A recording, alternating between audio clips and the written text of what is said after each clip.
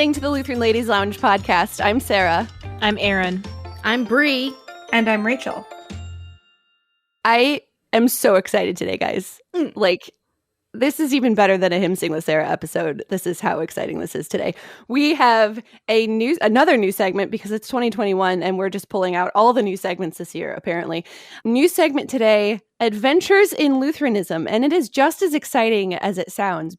We have joining us today also a guest, one of my favorite people, Emmy Woock, who is director of parish music at Redeemer Lutheran Church in Elmhurst, Illinois.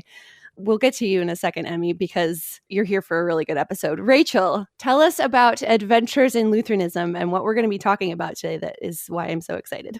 Okay, so all of us, for the most part, are either lifelong Lutherans or have been Lutheran for a really long time, and we know Lutheran. But for all of us, there are some gaps in our knowledge. There are still things to learn, still things to experience and encounter. So every once in a while, we are going to get out of our comfort zone. I know, so un-Lutheran, but get out of our comfort zone and learn about some aspect of our Lutheran faith and heritage that maybe some of us are familiar with, but not all of us are familiar with. And so that's what Adventures in Lutheranism is all about, is encountering something new, but that's not new, that we totally should have encountered before now and we haven't. So the subject for today's adventure in Lutheranism is the Easter Vigil. And I wish you all could see Sarah's face right now. You can hear her squeal. She's very excited because she is an Easter Vigil enthusiast. And guess who else is? Our guest, Emmy. Yes. Easter Vigil enthusiast and very knowledgeable on the subject. So we're so glad that you're here to join us today, Emmy. Glad to be here with you. Yay, Vigil. Yay, Vigil. It's coming. I know it's coming. This podcast will actually drop on Good Friday, so it's tomorrow. Yes, that's weird, but awesome at the same time. So, Emmy, where do we even begin? Tell us the Easter Vigil. That's where we begin. What is Easter Vigil? It's the best service of the entire year, and it is the best service of the entire year, and it's a very long service, and it starts in darkness with a fire, and it goes through all of the readings from creation all the way, basically the whole story of salvation in one single service. And so it's, in my experience, one of the few places where you hear the story from the fall to redemption in one continuous sitting. Now, when does this service traditionally take place? Sundown. And so at my congregation, we take it very literally. And so sometimes it starts at 7:23, or when we look, and whenever sundown is, and it moves around year to year. And Sarah can attest to this because she's been a part of the vigil there a couple of times. And so the service time moves around, which is one of the ways that it piqued the interest of our members, because the first couple times we did it, they thought it was perhaps a typo in the bulletin that we were starting a service at this bizarre time. But no, traditionally it's sundown. Not every congregation will do it right at sundown, or do all of the readings, and that's fine. But at my congregation, that's how they chose to do it, and I'm thankful. So it's the Saturday before Easter. The Saturday before Easter, yes. Okay. Yep. Now, I think I remember experiencing one where it started at like 11 o'clock at night, so that it was timed in just such a way so that ideally at midnight you'd be celebrating the resurrection. So I think there's maybe some flexibility there.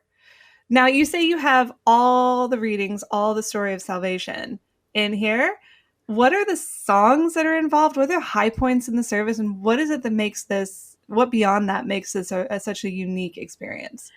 Sure. So let's maybe start by talking about just the readings, because there's so many moving parts in this service. So there are 12 readings in the altar book that you can use for the vigil. Now, not all congregations will use all 12. We have not used all 12. I keep advocating for it. We keep adding readings. We're not there yet to all 12.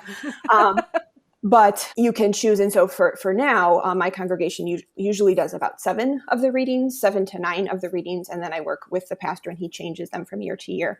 There are a couple readings that are the same regardless of which other readings you select. And that would be creation, and then the flood, and then Israel's deliverance from the Red Sea. If you have only 4 readings, then the 4th one is always the fiery furnace. But at Redeemer, we've always done 7. And so we've included those 4 and then others in addition. And the other ones tend to change for us just because we don't do all 12. It's already a pretty long service as it is. I would love to have all 12 readings and just sit in church all, from Saturday until Easter Sunday. But I'm also not normal because I'm just not. Oh, we love you, Emmy. What is the significance of the readings that are chosen? So like I said, if you go through, and I should have thought ahead of time to print out a copy. I am not in my office, which is still needing to be unpacked. And so all of my resources are currently in boxes. But if you look in the altar book again, like, you start with creation, and it's the whole story of Genesis. So creation all the way to the fall. So basically, it starts with, here's how the world was created. And then we fell into sin. And so, now we're in trouble and we need rescuing. And so it kind of shows from the very beginning of the reading why we're in Holy Week to begin with, and then shows different stories in the Old Testaments of how the Lord rescues his people. And it just, continues all the way through the readings. And then eventually you end up with the Easter gospel message and communion, and the lights go on, and it's wonderful. So it's this darkness to light. It's just visual and all the things. Wow, this is a 20-page bulletin. That is And that's that short. That's short. There's only 4 readings in that one.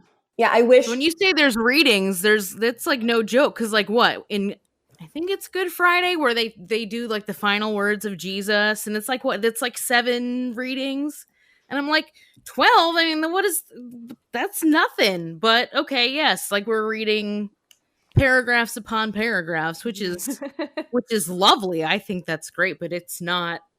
It's a lot. Mm-hmm. It is a lot. Let's, because I like words and we haven't defined this one yet. What is a vigil for the people who aren't familiar? Isn't it like keeping watch? I feel like that's a vigil. You keep watch. Mm-hmm. Yeah. You're waiting. And this comes from, historic church traditions of keeping the watch overnight from Holy Saturday to Easter morning. So like way back in church history, like 2nd, 3rd, 4th, 5th century, they would literally have a service the whole night to stay up and keep watch and keep the vigil. And Orthodox traditions still do this. I don't remember if it was last year or the year before, with the magic of Facebook Live, I watched a Russian Orthodox Easter Vigil service that was actually happening overnight, and it was amazing. So this still, it legit still happens. Probably not in our Lutheran traditions. I don't know of any Lutheran church, at least in America, that does an actual legit like overnight Easter Vigil. We should start one. We should totally do it. I would be on board. But yeah, I think that tradition has kind of come into our Lutheran circles where we have the Easter Vigil that is at sundown, and then some churches will do an Easter sunrise service either alongside of it or in place of the vigil to kind of give that same like darkness into light theme. Easter sunrise services, I think, are very familiar. Yes. I definitely grew up with those. I did not grow up with the Easter Vigil. I always thought that Saturday was your one day off. That's what I was like. During Holy Week. Jesus rested, and so do we. Right. Until Vigil. My mom, who was not raised Lutheran, has more than once called Holy Week camp meeting for Lutherans because we're just in church so much. And I was not aware that there, when I was younger, that there was a church service that was intended for Holy Saturday. And then I fell in love with a seminarian, and my goodness, the things you learn. So that was my experience. Easter Saturday is for dyeing eggs and baking things that will be served the next morning. But obviously, Emmy and Sarah, you guys both had really life-changing encounters with the Easter Vigil at some point. Tell us about your experience with this and how you came to love it so much. Sure. So my dad is an organist and my mom's a choir director. So they actually did a very simple vigil at my congregation that I never went to. My dad's the organist. My mom's the choir director. We had to go to all the services and extra rehearsals, and my mom had 3 young children. And so dad would go play the service. And that was the one service during Holy Week that we stayed home for.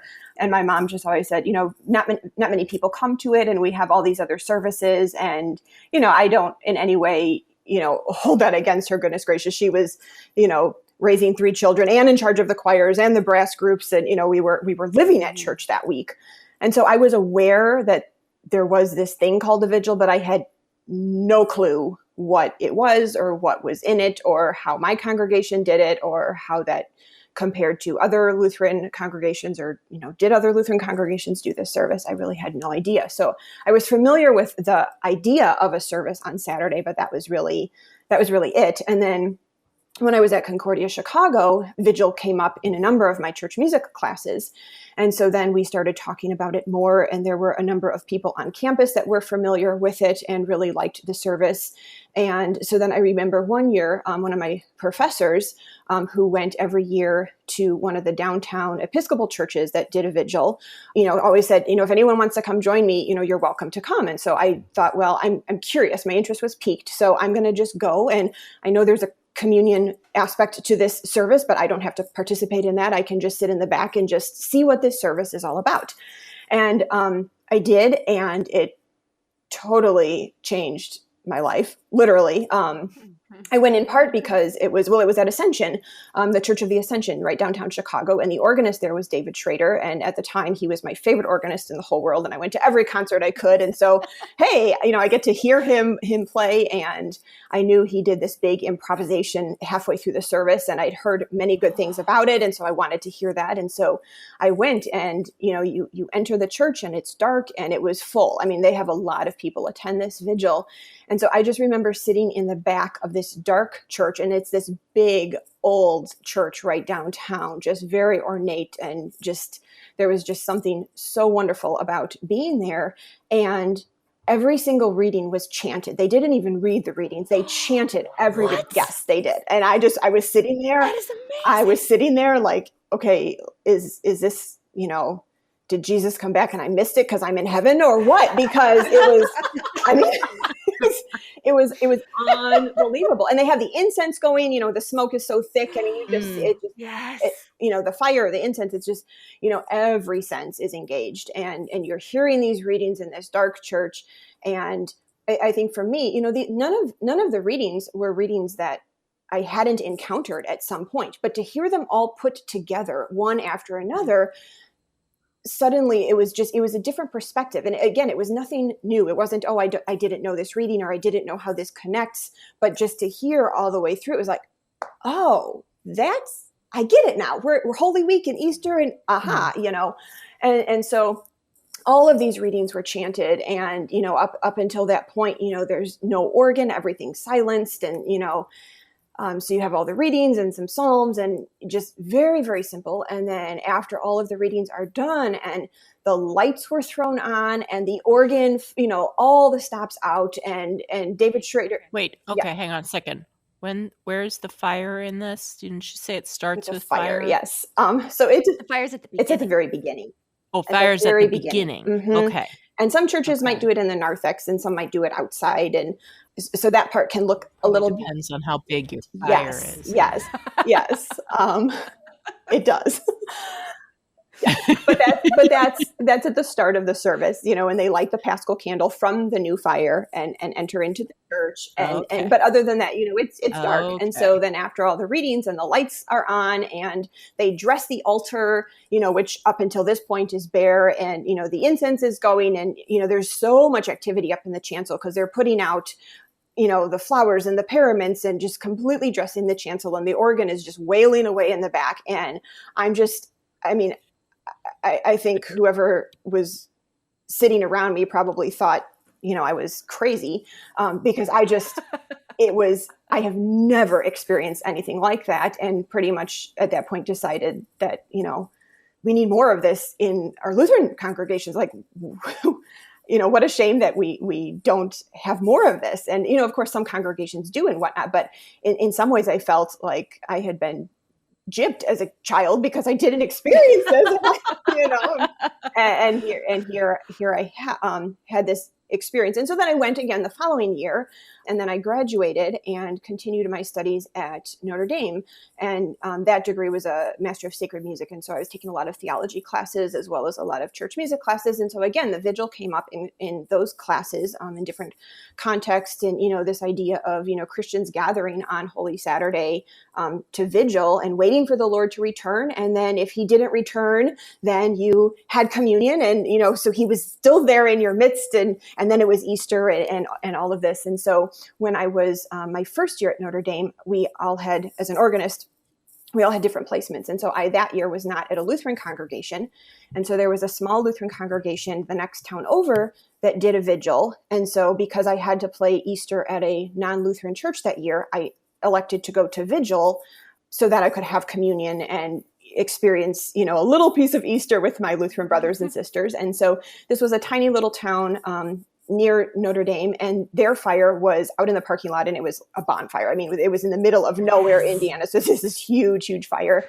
And so that was my first experience with Lutheran vigil. And, same thing. It was a little bit more simplistic in terms of the music and things, just because it was a smaller parish, but they did all of the readings. And I remember seeing so many children there, because at this particular congregation, the vigil is a longstanding tradition. And so it was, full of children. And it was very obvious to me that these children were very familiar with how this service runs and what's in it. And some of them had various roles. And so it was really wonderful to experience a service then in a Lutheran context, and to be able to participate in communion. When I went to Church of Ascension, I was there just more as an observer. And so then to participate fully in this LCMS congregation, I pretty much decided that any church that I serve at either needs to have a vigil, or I will advocate strongly to introduce one, because it's just such a wonderful service. Yes. And you're talking about that part of the service that switches from this darkness into light. And I still remember the first time that we did that at Redeemer. It was shortly after you had started it at Redeemer, and experiencing that for the first time. I think I probably wept. It's this experience that like none of, and I don't always use the word experience with church because of connotations and everything. However, being in a darkened church and hearing the story of salvation and going through all of these readings and these canticles talking about what Christ has done. And then you get this moment, like you were talking about, the lights come on. You can say the A word that we've been avoiding for the last 5 weeks. The bells are ringing. The altar gets redressed. It is this. It's almost a visceral moment where you're like, oh, it is Easter now. Let's go. Yeah. And it's this whole other level of experience and feeling that Easter that's happening, and that feeling of joy that you get is just like a little mind blowing. Yeah. Well, and I can say too, I mean, as an organist, I have, experienced this now many, many times, and it never gets old, ever. And at Redeemer, the way we have done it is we do a handbell peal. So I find volunteers who just do random ringing while they're dressing the altar. And then I do more of a simplified organ fanfare, because I am not David Schrader, and I cannot improvise like him. I wish I could, but I have not been blessed with those gifts. And so I do this fanfare that has been pre-composed, and then it ends on the starting note, and the pastor then chants glory to God in the highest and peace to his people on earth, and I just push the button that lets the organ just sing out, and we sing the Gloria, and there have been many vigils where I am thankful that I have played that Gloria so many times, because I get so teary I can't see the music on the page. And this is something that I play every single Sunday, but somehow it's just so special on the night of vigil. Yes. Yes. So talking about the music, we have readings, but those readings are interspersed with canticles. Can you talk about a couple of the canticles, at least the ones that tend to happen every year, the ones that maybe are more familiar to people? Yes. So in the back of LSB, which of course I have right here, in the biblical canticle sections, there are a couple of canticles that are specifically for certain readings. So for example, in LSB, it's number 925. I will sing to the Lord, for he has triumphed gloriously. The horse and his rider he has thrown into the sea. And I see Sarah getting excited. I love that one. It's my favorite. Me too. And so we have used this one every year. And so there's a couple canticles in the back that fit with, Sarah, do you have a hymnal too there? Of course you do. I do. Yes. I thought you were. I thought you were do. flipping through a hymnal there. I'm like, Oh no, I have my my propers of the day because I'm looking up the collect because I also want to touch on that. But yes. go ahead. So at our congregation, and again, it depends on your congregation's tradition. It depends on what's available in terms of, do you have a choir to participate? Do you have cantors to participate? If it's the first time you've done vigil and you don't have a choir, it might be more simple, with the music. At Redeemer, the very first time we did it, we introduced the canticles in LSB. And then some readings didn't have music afterwards. It just was the reading and the collect. And that was okay because we decided when I talked to the pastor and I talked to the people who were helping with that service, we decided that it was better to be simple, done well, than to try and do it all when it was new to me and the pastor and the elders and everybody. And so we kind of added things every year. And so by the time I think Sarah left, I think we had gotten to the point where we either had a canticle or a psalm, either chanted or some setting of the appointed psalm for that reading interspersed. So it was a reading, a collect, some musical response, and then just cycling through that. But I think that's one of the things I love about Vigil is it's very structured, but there's a lot of flexibility so that congregations can adapt it for their size and for what they have in terms of, do they have a bell choir? Do they have cantors? Do they have a pastor that chants? It's very flexible in that way so that you can make it work for whatever forces you have available.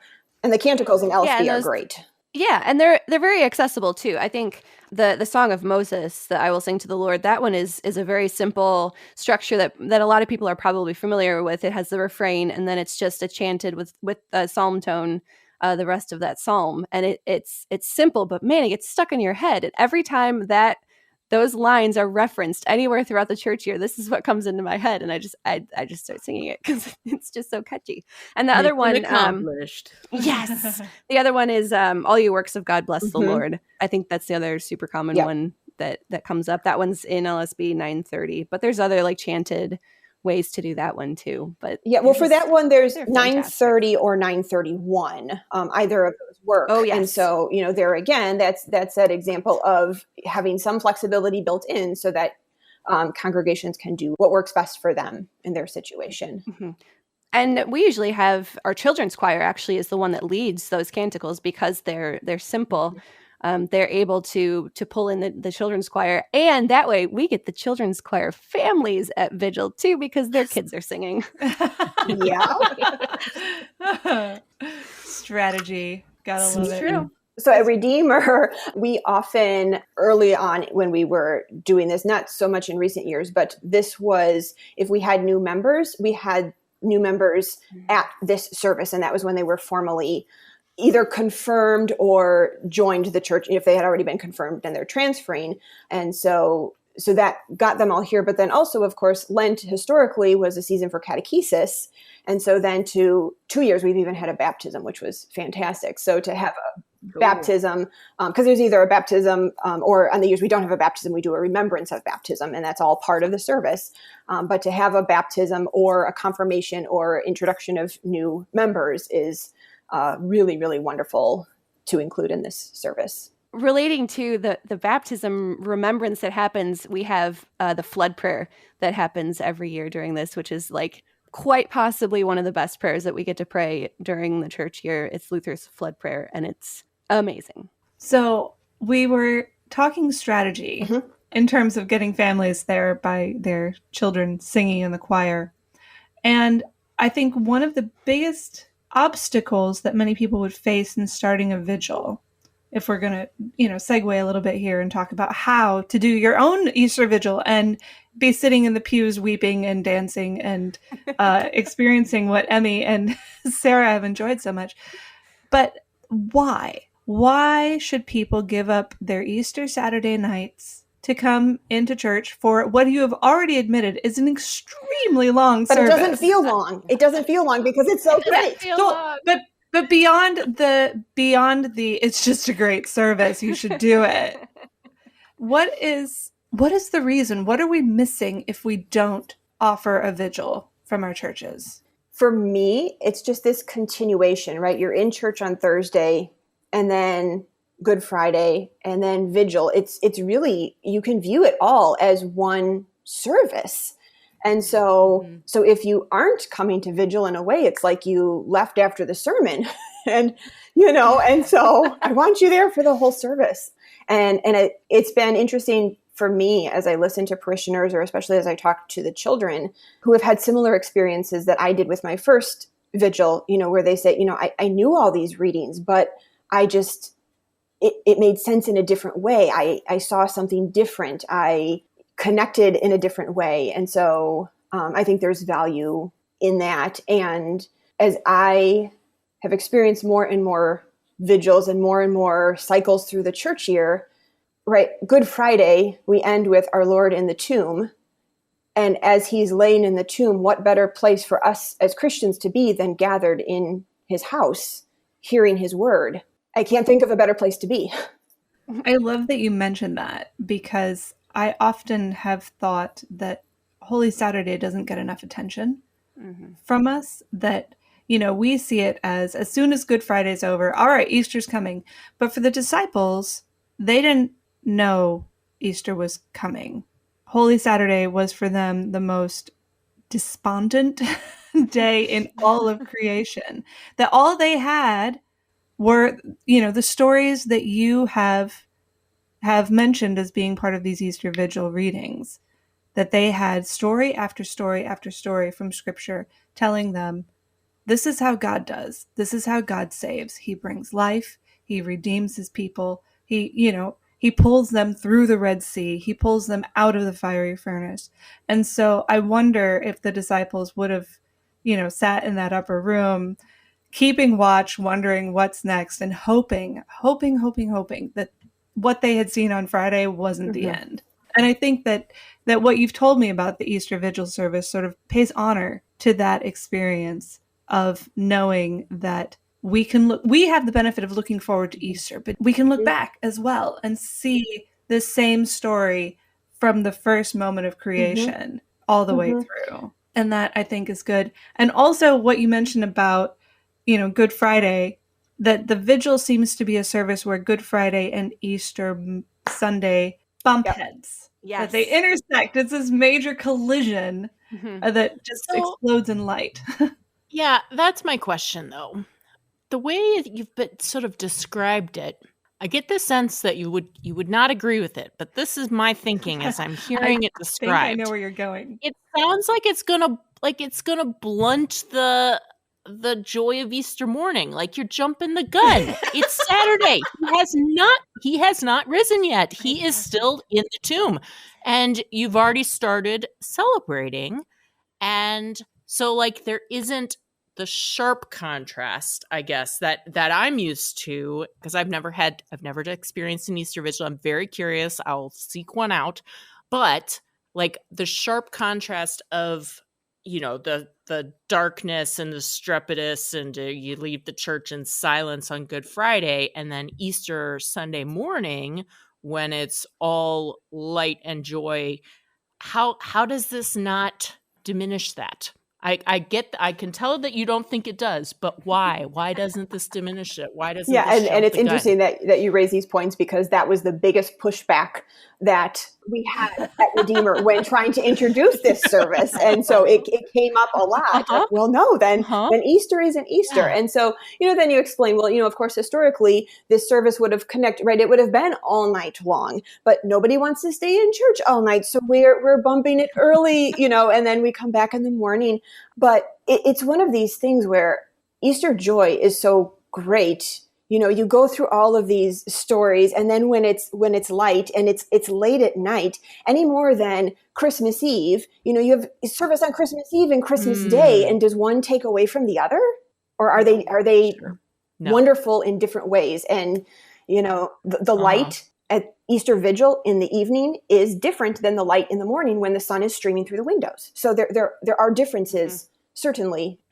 My husband, and I don't know where he got this, but I assume because he's a pastor and a chaplain, he knows what he's talking about.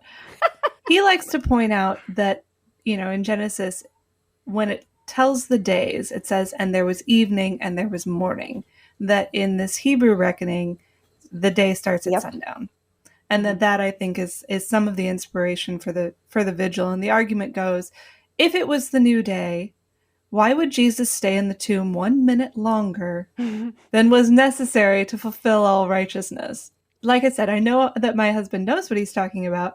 I sometimes cock my head a little bit and go, really? I don't know if I go there. And I don't, so I scripture doesn't say, we know what the accounts give us, but there's this sort of logic behind it. And I go back and forth on Easter Vigil myself. I think it's a beautiful service, but I am team sunrise service myself. And for me, that's where the high point of my Easter celebration is that early morning, women at the tomb moment.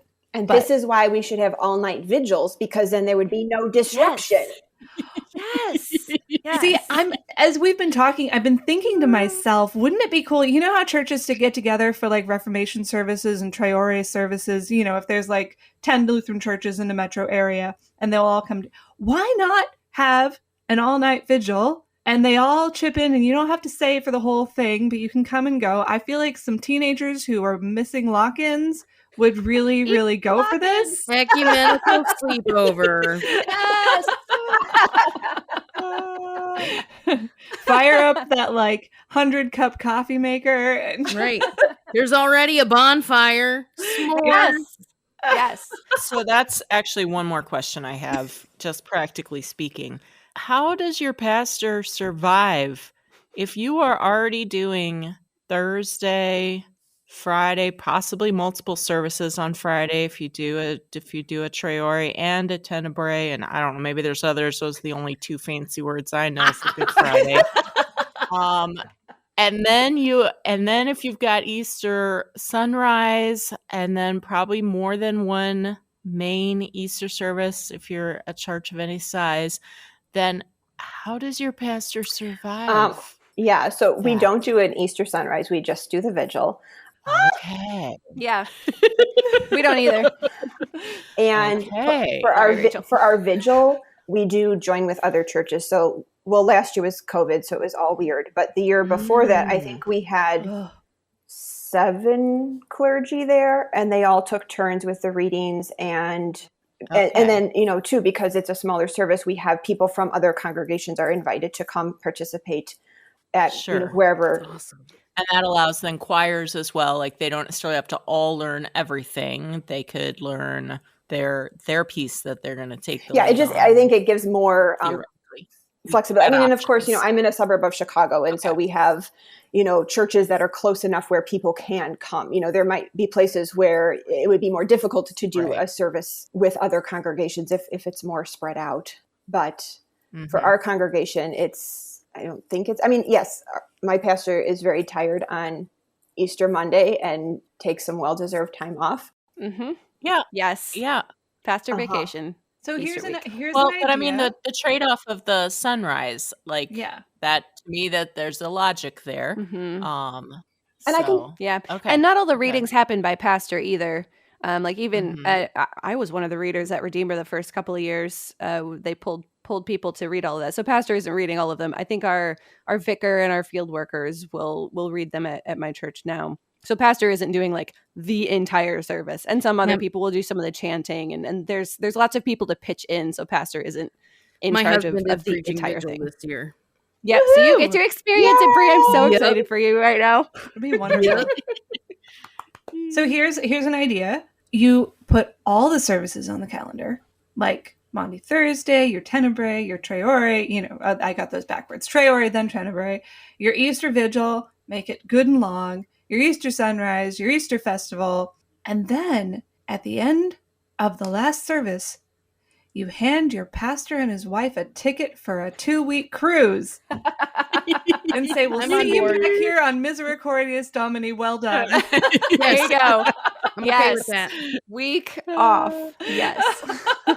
I like that. Let's write that down. Move that into the bylaws.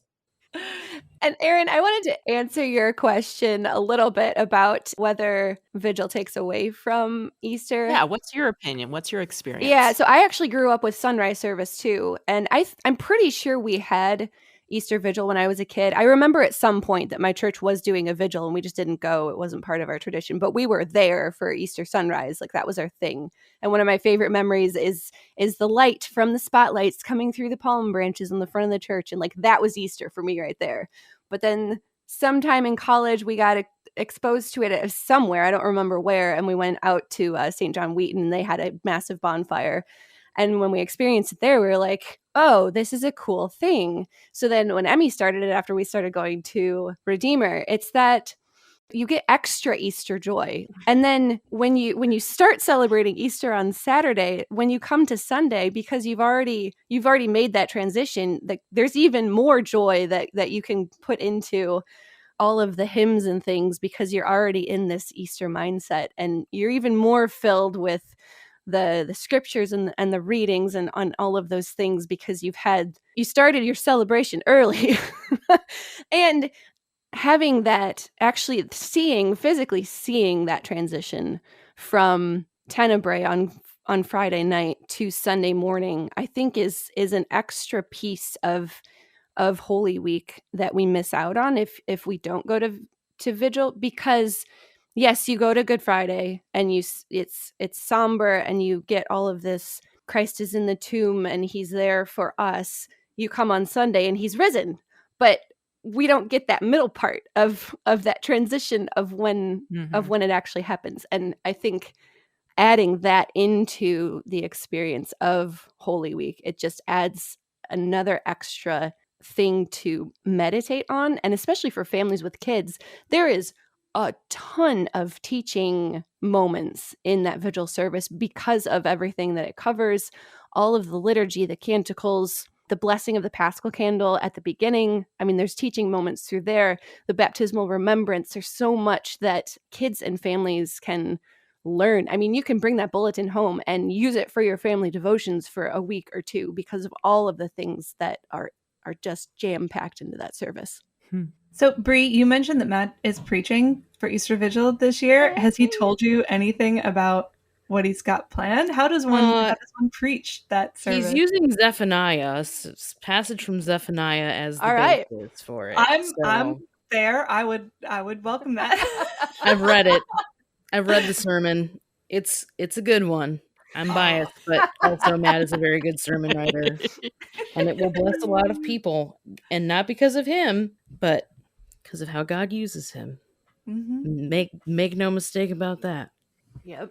So I want to talk just a little bit more about how you would describe this, because I sometimes I struggle with like the right adjectives to use to describe things that I absolutely love.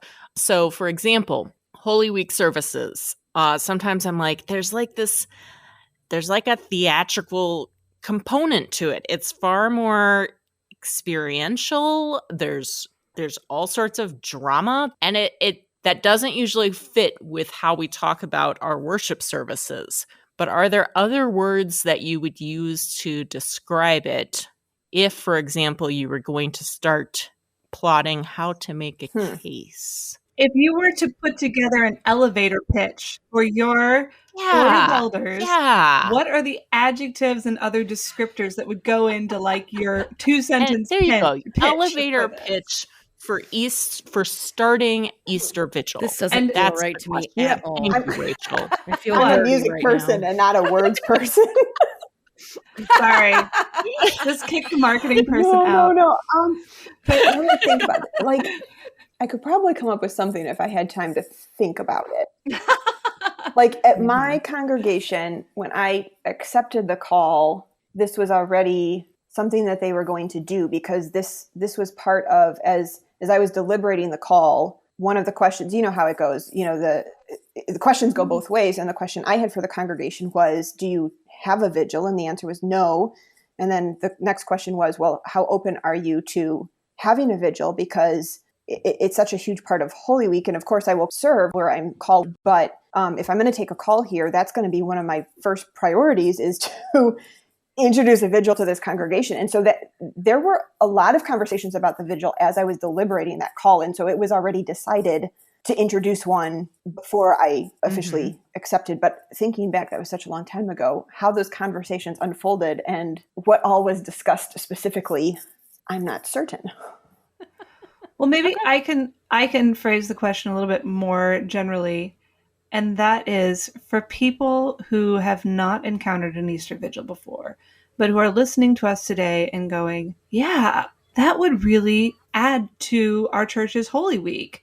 What advice, what do's and don'ts, and encouragement would you give people who are interested in perhaps starting an Easter Vigil at their own church? I would say reach out to Lutheran pastors or musicians who currently have a vigil. This is one thing that I did. I emailed probably 10 pastors, no joke, and they sent me bulletins from previous years. And so I still have a file on my computer that's called Easter Vigils from other churches. And this was instrumental for us as we worked through introducing this to our congregation, but also just thinking through the logistics, because like we've already talked about, there's a lot that goes into this service, and there's a lot of movement, and there's a lot of things that don't happen on a typical Sunday morning for this particular service. And so to read the rubrics from other congregations, to look and see which readings they chose, how many readings they chose, what music they chose, how many hymns they chose. Sometimes that first page where there's a description of the service that the pastor has written to the congregation. And so I think for our congregation, it was hugely helpful to look at congregations who have experiences. Why try and put together a bulletin? And yes, the altar book is there, and it is a wonderful resource, and it has everything you need. But to actually see bulletins and have conversations with musicians and pastors who can give practical advice just for how to make it all work together. Like for us, our biggest thing, and we actually had rehearsal for it, the dressing of the altar. We had yes, you were in that. And there were some people who were really nervous about it, because, we haven't done it and everyone's watching. It's not like, Altar Guild usually does their thing when no one else is in the building. And now they're doing it and the whole congregation is watching. And so, and you have like a time limit too. Like it can't take a half hour. That the bells can only, they could peal forever, but yeah. You got to go. And so we looked to other congregations. We had a lot of conversations. We had rehearsal, not just for the musicians, but basically for everybody, right down to the person who was dimming the lights and turning the lights on, because it just made everybody feel more confident trying something new. And we did a lot of educating in terms of talking in Sunday school, talking to Bible classes, putting it in the newsletter, explaining what to expect, and also being very forthright and saying, this is our first attempt. And so, there might be things that don't go according to plan or maybe aren't as smooth as we would like them to be. This is new for everybody, including your pastor and your musician. And so I think there was a whole lot of grace going on every direction, and we got through it. And the first one wasn't perfect, but then right after we had rested a couple of days, our first meeting back was, let's take the bulletin and make notes for next year. So we're not next year going, now what happened? And so we were very proactive in creating the bulletin and putting everything together. But then we also were very intentional about the week after to say, okay, what went well? What needs changing? How might we change it next year? So that way next year we had those notes to go off of, and the second year was much, much smoother. Because there was a learning curve. It wasn't in that congregation's tradition of having a vigil.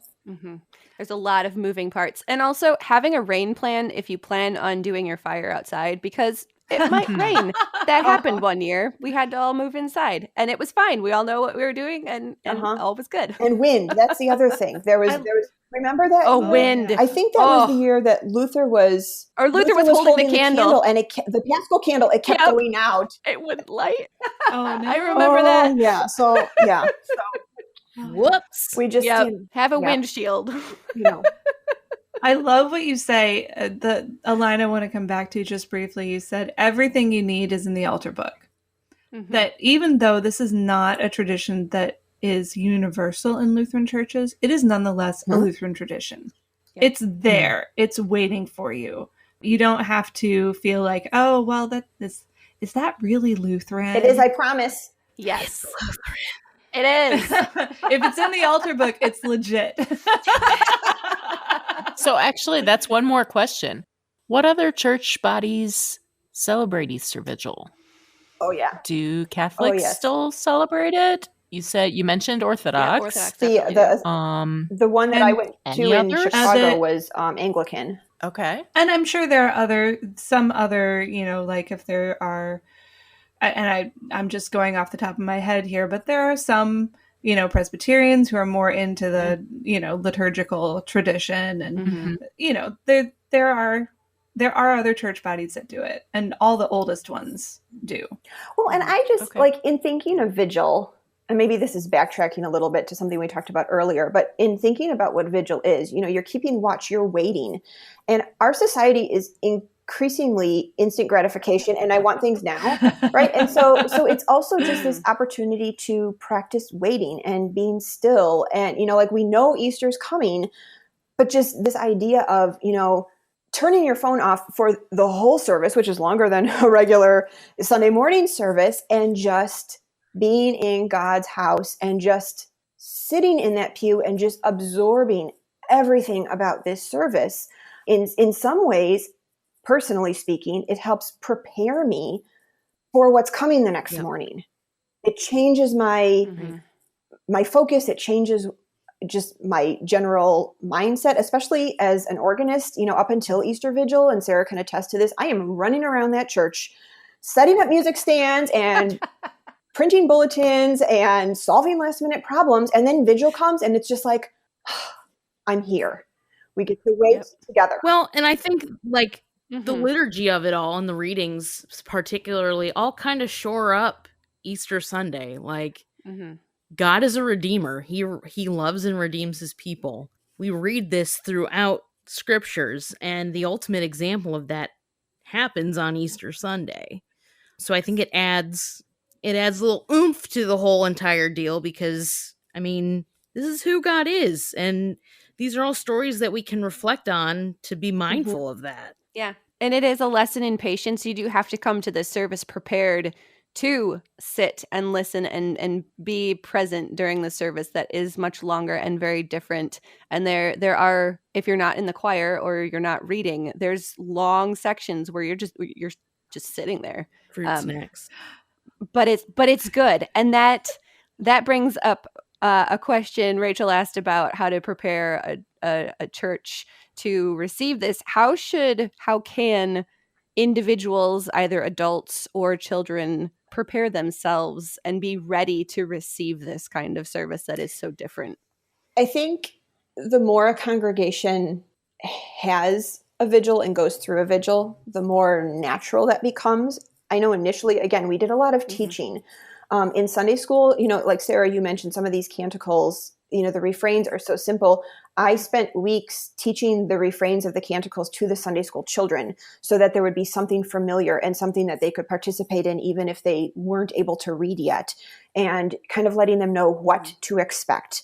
And so I love your idea, Sarah, of taking the bulletin home to use as devotions after vigil, but I think it's also important, particularly for congregations who haven't experienced a vigil, and always when children are involved, to educate, to talk about, to prepare, so that they come into the service knowing what to expect, because I think that helps guide the listening. I think that helps, especially with children, helps them to focus better on what's happening.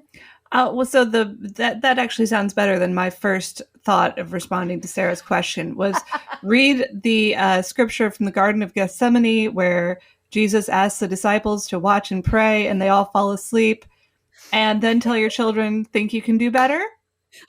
I love it. Because you have an invitation in this service to watch and pray and hopefully not fall asleep. But you're right, that preparation, that knowing what to expect, the feeling that even while it is new and fresh, it is also familiar, I think is key, especially for young people, to participate fully. And I think part of it, is somewhat individual. If this is your first vigil, you might come, the first time I experienced vigil, I'm pretty sure I was, sitting with my jaw on the floor the whole time. And again, for as many vigils as I've been to, I don't think it ever lessens. It's always just this whoa moment that happens. And I think it is different for everybody. I know some people, like, and I remember talking about this in some of my coursework, some people, in practicing various Lenten disciplines, and, fasting is a part of Lent. And some people have the tradition of, you have communion on Holy Thursday, and then you fast until Vigil. And so the last thing you have is communion, and then you break the fast with communion at Vigil all those days later. Not saying that that's for everyone, not saying that, but for some people that's really cool. Yeah. Here's a piece of advice from one woman of a certain age to any other women of a certain age who are out there. Make sure you take yourself and all the children to the bathroom before you get into the pew. Because it sounds like you will, it'll be a while. And taking potty breaks is totally fine. I've been there. Oh, good. All right. I think Great abounds, Rachel. I could maybe do Vigil if it is socially acceptable to. Oh yeah. Oh yes. Also snacks. If you're one that gets like hangry or you like can't concentrate, if it goes too long and you haven't had any food, bring a bag of gummy worms or something. I don't know. Goldfish. It's totally fine. Cheerios.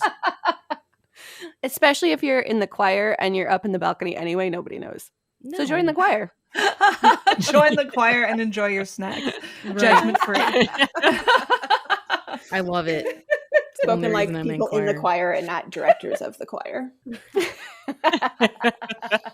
This was super fun and educational, and I have a deep appreciation now for what Easter Vigil is. And I'm very excited to be experiencing this for the first time. This is your first one? Tomorrow. I'm so excited for you, Bree. Oh, yeah, I guess tomorrow. Yes. This is dropping on Good Friday, so tomorrow is Easter Vigil for people who listen to this immediately when it drops on Good Friday. Got it. I know I do. Hopefully everyone has already gone to church before they listen to our podcast about Easter Bree, Vigil. you'll have to let us know your thoughts after you've experienced a vigil. I will report back. Yes. Oh, and if you have a link to Matt's sermon, I'm sure I would love to hear Seminarian Grozevsky preach on Zephaniah. Yes. I can make that happen too. That is going to be amazing. You got it, fam. I will also share the link to Village in Ladue because that is a vigil that I will be at. That's the one that my husband is participating in as part of the men's choir that will be singing at ours. So I will also publish that link. And I highly encourage anybody who knows of another Easter vigil to, even if you can't physically be at one this year, and that's fine. That is one of the blessings of COVID, is that we have all of these opportunities to experience services that are totally new. So if you want to like dip your toe in, but not have to be like in the church, you don't totally know what's going to happen, or you have little kids that need to be in bed, find a service online and watch it. And then maybe next year is the year that you go and be in person. Can we maybe open a thread in our Facebook group that will allow anyone who has an Easter Vigil service to share a link so that those who don't have it can check it out and have a variety of choices to see how different. Or you could watch them all back to back after Easter. Yes. Or at the same time. All night vigil. Just watch all of them on Facebook all there night you go. Wow.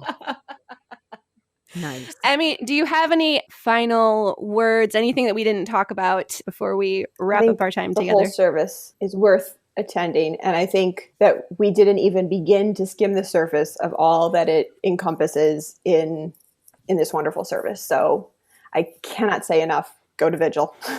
Just go to Vigil. Yes. Just go to Vigil. I agree.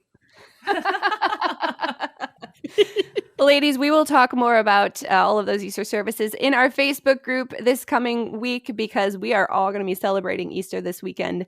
And hopefully most of us will be in person this year after last year of a weird COVID year. So I know I'm looking forward to Easter in a whole different way this year, and I'm sure all of the rest of you are as well. So join our community on Facebook in the Lutheran Ladies Lounge. We can have our camaraderie. I'm sure we'll have lots of Easter themed posts this week.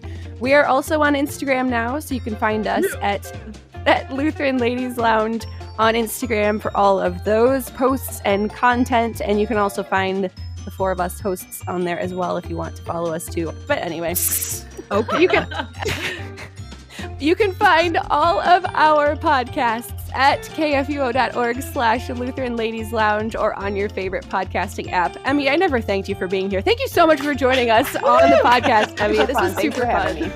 It was. Thanks for fitting us in. Your schedule is like super crazy, so I'm very glad we found a time that we always could all make get time together. for Vigil. You're listening to the Lutheran Ladies Lounge podcast. I'm Sarah. I'm Erin. I'm Bree. And I'm Rachel.